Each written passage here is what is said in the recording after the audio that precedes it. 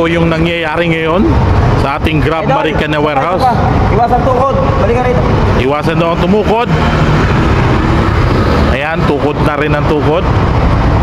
Pero magaling naman, marunong sa Idol, labas. basta labas. Gasolinahan mo kuya, huwag kang gumamit ng preno sa harap. Yung isa huminto na rin doon, pero tumuloy pa rin. Ito po yung ating change vehicle. Nakabili na ng NMAX. Dati ano dati yung motor?